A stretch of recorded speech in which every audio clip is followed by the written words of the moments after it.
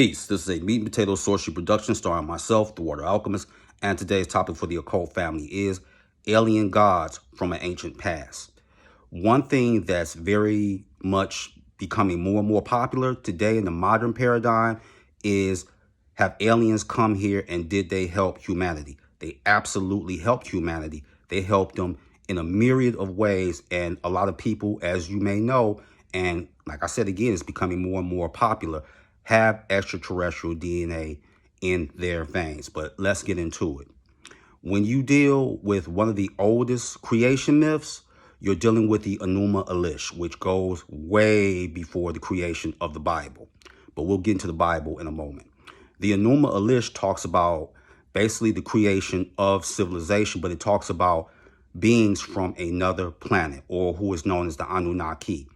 And they came here, and there was a conflict with Tiamat and her husband Apsu with Marduk. Marduk is also the Anunnaki. Now, the thing that people have gotten wrong is they assume that Earth is the third planet. No, matter of fact, Earth is the seventh planet. And the planet Earth had collided with 4.5 billion years ago was Nibiru, or so-called Planet X. And that led to the creation of asteroid belts. Now, as far as the Bible, by it being the seventh planet, it gives you the clues in its own scriptures. 7 days when it comes to creation. What's the days of the week? 7 days, Monday through Sunday. And even if you're dealing with numerology, 7 is what? Dealing with metaphysics and the occult in numerology. So the clues are there, and even if you investigate one of the oldest texts ever written, Mahabharata, which is a Hindu text, it talks about how gods were flying around in chariots. So extraterrestrial presence has been here a whole lot of years. And even if you read books or see texts, you can go to the museum. They have a statue of Ishtar with wings. That's in a museum in Iraq. And there's a story about that. Ishtar is an alluring goddess, and they say that she had a ship as she would come, and she would take men, and these men were never going to return. She tried this with King Gilgamesh, who had Anunnaki blood in his veins. And he said, every time somebody who's a male goes on your ship, they never come back. Pass. The Neter are from where? Sirius. They even have pictures of Isis with wings. And not to mention, again, going back to the Bible, let's deal with the book of Enoch, with the Watchers. The Watchers are not from this planet. And what did they bring? If you read about the Watchers, Semyaza and all of them, they brought how to make cosmetics, that knowledge, how to create weapons. Who taught astrology and astronomy? Kokabel.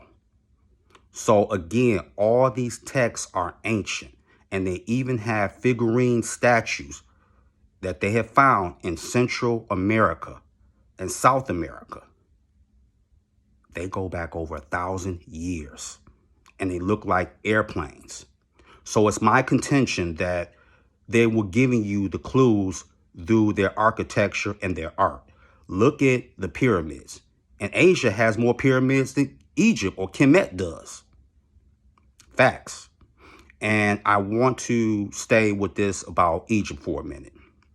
There was a secret society that left Egypt and settled in Mali. They're now known as the Dogon.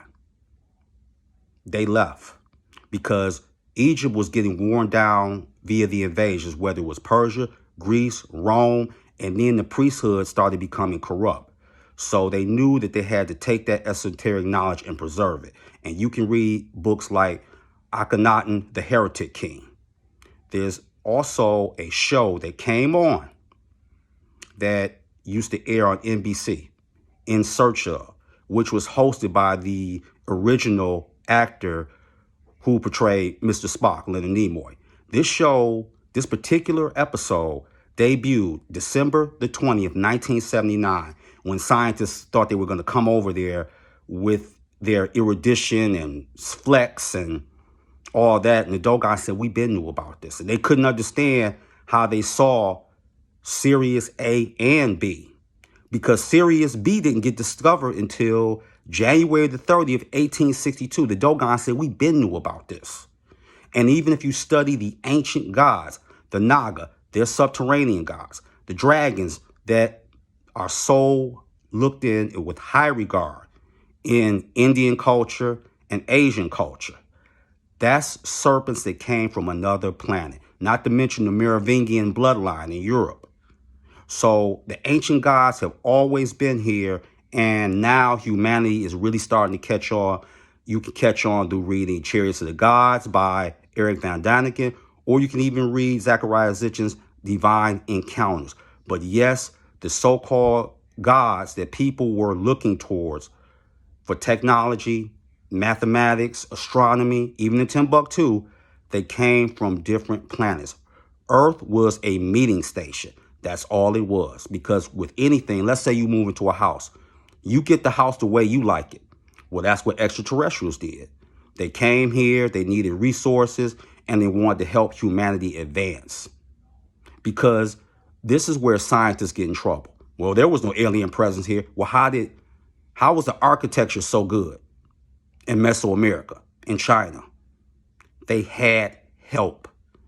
So that's something for you to think about. So with that, that is your meat and potato sorcery for the day. I am the Water Alchemist. Be water, my friends. Peace.